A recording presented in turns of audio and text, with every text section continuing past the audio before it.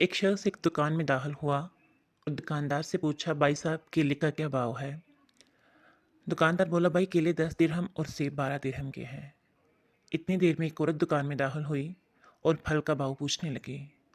اس نے بھی کیلے اور سیب کی قیمت پوچھی۔ دکاندار نے کہا، کیلے 10 درہم اور سیب 3 درہم۔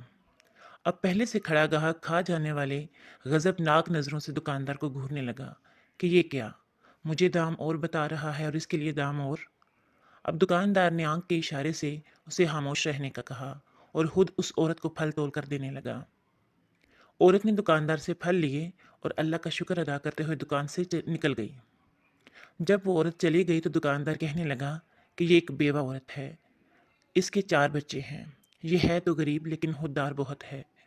میں نے کئی دفعہ مختلف طریقوں سے اس کی مدد کرنے کی کوشش کی ہے، لیکن اس عورت کی خودداری کی وجہ سے وہ کسی سے بھی مدد نہیں لیتی۔ تو پھر میں نے یہ طریقہ اختیار کیا ہے جس سے اس کی خودداری کا بھرم بھی رہ جاتا ہے اور میری طرف سے مدد بھی ہو جاتی ہے۔ اب یہ معاملہ میرے اور خدا کے درمیان رہتا ہے۔ اس طرح میں اللہ تعالیٰ سے تجارت کرتا ہوں اور وہ مجھے کئی گنا زیادہ نواز دیتا ہے۔